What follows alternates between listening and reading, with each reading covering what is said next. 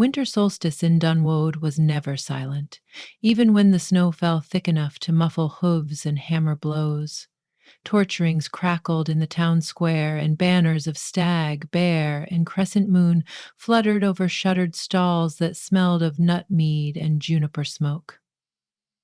Lutes twanged, drums thudded, and laughing gamblers shook ivory dice. Yet the richest music in that place did not come from strings or skins. It came from the crowd itself, a river of voices whose colors only one man could hear. Auric the Lark, they called him, though he had not seen a skylark, nor any bird, for 11 years. A fever had burned away the long vistas of his childhood, leaving him in permanent night. But the gods, capricious alchemists, had replaced his eyes with another way of seeing. Each sound arrived as a hue or ripple of light that danced through the darkness behind his eyelids. A copper kettle clanged in dull orange. A child squealed in sudden yellow, and when Auric sang, his own notes came back as ribbons of blues so deep they felt cold against his mind. He sat cross-legged on a low stage of fir planks, his rebec tucked beneath his chin, bow sliding across gut string. The tune was Heart of Midwinter, a local favorite, and he rendered it gently so the glow it birthed, an inner snowfall of silver, did not drown the subtler shades around him. Coins rattled onto the cloak spread at his feet, but he scarcely registered them. Money was gray, always gray, and Eric preferred brighter company. A shift in the auditory palette made him pause. Near one of the torch rings a voice rose, bargaining with a Fletcher over feathering for arrows. The timbre was dusky rose at first, but as the speaker laughed in exasperation, it exploded into prisms, sepia greens, sunrise pinks, even slivers of impossible ultraviolet that felt like cold heat across his temples. It was the most complex spectrum he had ever heard from a human throat. He finished the verse, lowered his bow, and turned toward the sound.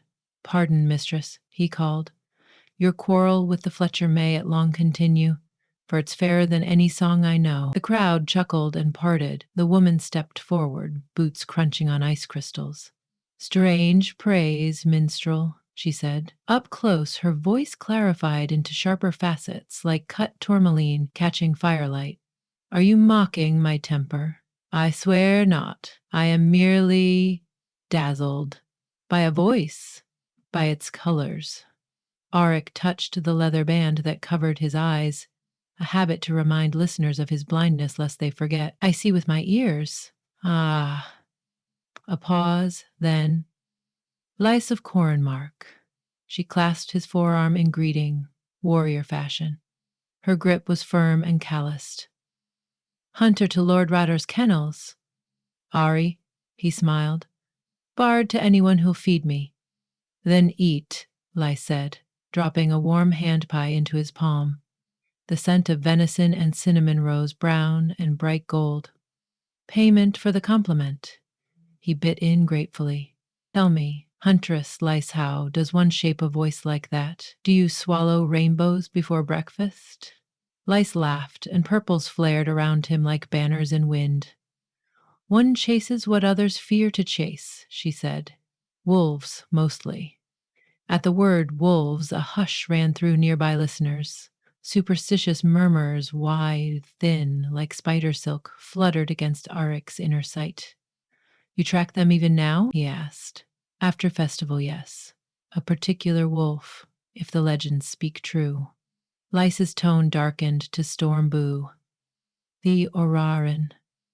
The name struck the square like a dropped bell. Auric felt the cool hush again, bigger now. Folk stepped closer, hungry for myth. "They say," Lice went on, "that once every solstice a white wolf streaked with aurora lights leaves the poleward wastes.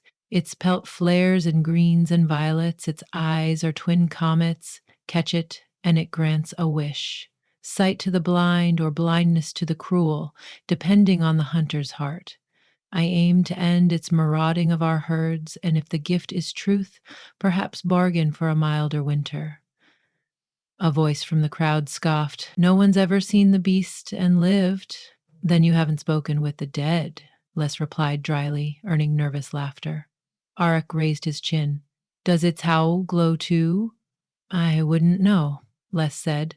What sound to sighted folk? To some of us, he murmured, sound is everything. A thrill sparked inside him, white lightning edged with green. Take me with you.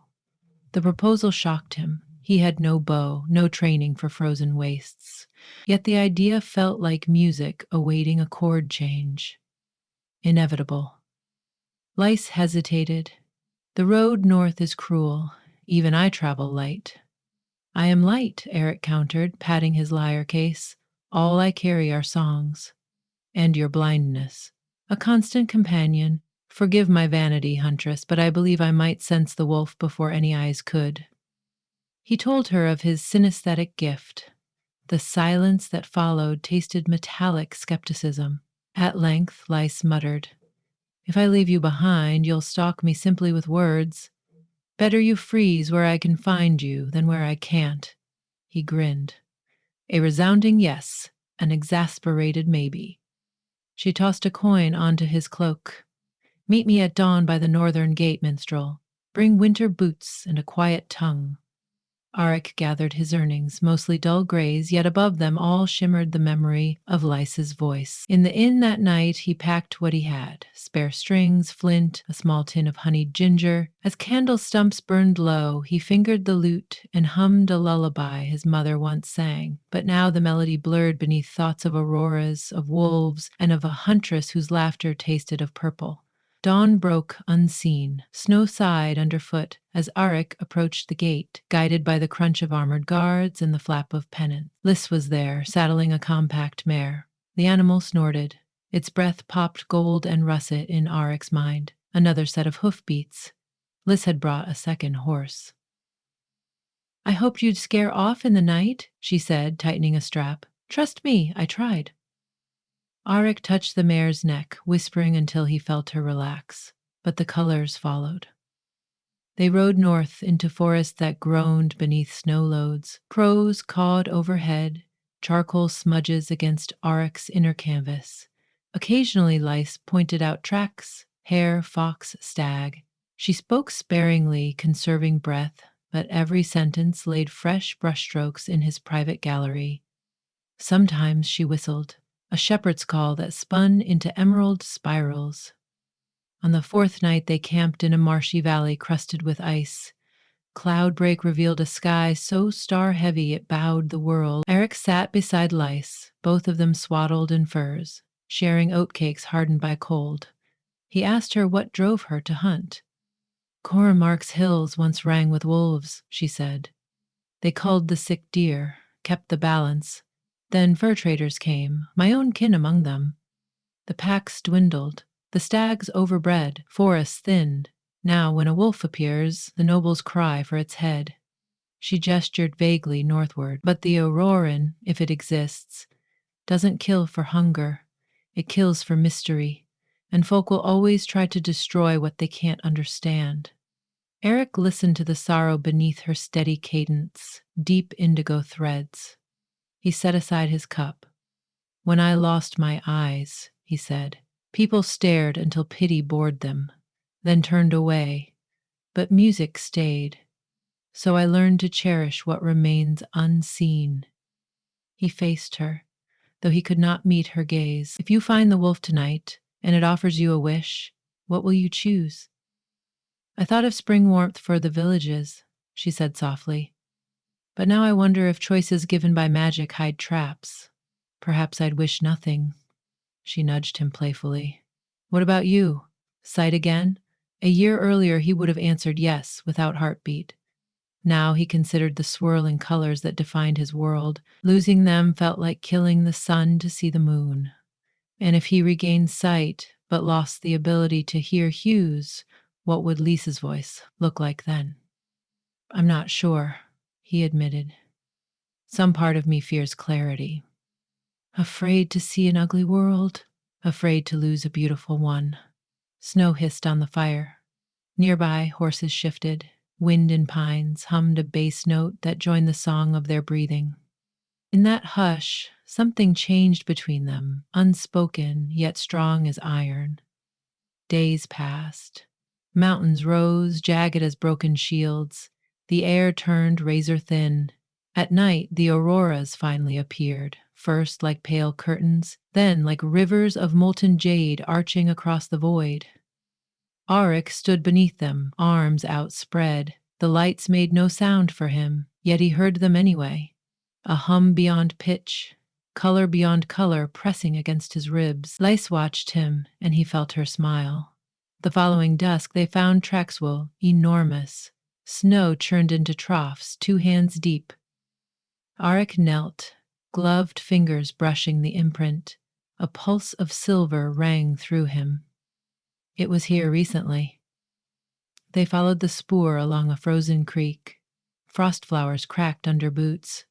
Soon a cavern mouth yawned from a cliff wall fringed by icicles tall as pylons. Within, luminescence glowed faintly, like moonlight breathing. Lys knocked an arrow. "Stay behind." But the glow tugged Auric like a melody half played. He stepped forward. A low growl rolled from darkness sub-bass, seismic, painted in sheets of shimmering teal. The Aurora wolf emerged, silent as snowfall despite its size. White fur, but every hair threaded with shifting greens and violets, as though the beast were woven from sky ribbon. Auric sensed, rather than saw, its eyes 2 spinning suns. Colors cascaded from its breath, pooling across the cave floor in shimmering scales only he perceived. The wolf circled, studying them with solemn intellect. Lithe drew fletching to ear. "Stand down, minstrel." Yet Auric heard no threat in the beast's cadence, only invitation. He raised his empty hands. The wolf's thoughts, if thoughts they were, roared through him like fire, a chord too vast to name. Beneath it lay a question, simple, terrible. What do you truly desire? Segments of his life flashed, childhood fields lit by dawn, the fever bed, pitch darkness, first moment he heard color, the long roads, the square and Dunwoad. Lys laughter, blooming violet. Tears slipped beneath his blindfold. "To see," he whispered, "but not at the cost of what makes seeing worthwhile." Whether the wolf understood, Auric could not know. It padded closer until its breath brushed his face, cold, electric, laced with pine smoke and cosmic dust. He expected pain or blinding light. Instead came a hush, like all sound siphoned from the world. Then, quietly, one more voice entered his ears. Lys. Alec. She was near, though he hadn't sensed her approach. "Put out your hand." He did. Her fingers intertwined with his, warm anchor in the mute eternity. The wolf's muzzle touched their joined hands. A pulse traveled through them, neither hot nor cold, but outside temperature, a third state of being. The cavern vanished. He floated in darkness that was not absence but seedbed, fertile, ringing with potential. Gradually, sound returned. A distant drip, crackle of torch, Lys's breath, then light, the faintest gray smudge. For the first time in years, Auric perceived outline, the arch of the cave roof, Lys's silhouette, the wolf a pale flame receding into shadows. Colors danced along its spine and bled into rock, then were gone. He blinked hard, tears stung, sight raw, blurred, but real, spread across his brain like new ink on parchment. Snow gleamed outside the cave. Stars stabbed him with brilliance. "Lays," he gasped, turning toward her. She released his hand, stumbled back, and clutched her eyes. "Too bright," she muttered. Fear stabbed him. "Did it blind you?" She lowered her hands. Her pupils were wide as crater lakes, but she blinked, focused. "No, I can see." She inhaled shakily. "Only the colors. They're singing." Auric's heart leapt. "What do they sound like?" She smiled, cheeks wet. "Like your songs." They stood, stunned, inside futures rewritten. Outside, the aurora rippled brighter than ever. Auric could see it now, streaks of green and fuchsia across fathomless night. Yet when he closed his eyes, he still heard colors, though softer, tempered by vision. The two senses folded together like duet harmonies. Seems the wolf granted us both a gift and a burden, Liz said. A world twice vivid. Do you regret it? She took his face in her gloved hands. Ask me next solstice. Their kiss was brief, uncertain fire meeting snow. But the moment it ended, Eric saw colors pour from their parted mouths, spiraling helixes of rose gold and cerulean that melded into indissoluble hue. They journeyed home slowly. Each dawn scoured them raw with brightness and sound, yet together they learned to navigate the twin storms. Lise practiced listening to branches, to rivers, to Arik's murmured poetry, coaxing from them chords only she could discern. Arik trained his newborn sight on mundane wonders, frost feathered on driftwood, the way candlelight painted freckles across Lisa's nose. At night they charted constellations and traced breaths into dragons against the sky. When they reached Dunwoad, festival banners had been packed away, but word of their quest traveled faster than wagons. Crowds gathered at the gate. Some asked if the wolf would spare them harsher winters. Others begged cures for infirm children. Lys and Arik exchanged weary glances. They had no answers, only stories. So Arik climbed the same fur-plank stage where it all began and lifted his rebec. The square hushed. His first bow stroke glimmered across strings, and this time he could see the bow, see the listeners, see Lys leaning against a post, arms folded. But as music rose, he also heard each color bursting like fireworks behind his eyes. He wove the tale of the Aurora wolf. Snow crunch and torch hiss, cavern breath and cosmic silence. But above all, he sang the winter inside every heart that longs for something beyond flesh.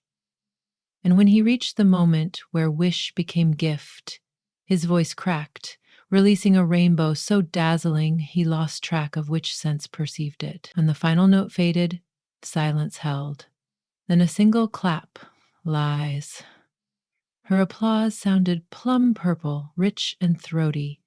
Others joined, wave upon wave. Coins rained again, but now glinted like comets, and Eric, for the first time, knew exactly where each one landed.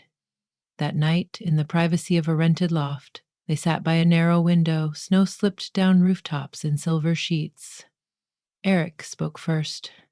I feared sight would erase the old colors. Instead, it wrote new verses atop them. Lise rested her head on his shoulder. And I feared music was beyond me. Turns out it was simply waiting. Outside, wind gusted, scattering bell chimes along eaves. They listened to its song until sleep took them. Neither saw the pale shape, watching from a nearby ridge, fur streaked with faint auroras. The wolf's eyes were calm, gleaming like distant suns. Then it turned north, vanishing into boreal dark. Some legends say the beast died that night, its gift fulfilled. Others claim it visits every solstice, searching for hearts brave enough to balance loss and gain. Arik and Lys never argued the point. They had found a way to carry light and darkness in the same body, and to them that was miracle enough. Years later, travelers along the northern roads sometimes heard twin voices, one male, one female, singing counterpoint, amid pine and snow. Those who listened closely swore they could see colored sparks flicker above the duo, twisting into the shape of a great white wolf before dissolving into the sky. And those who dared follow said the music always led them safely home, even through the darkest night of winter, as if the path itself remembered how love can remake not only the eyes, but the very world they behold.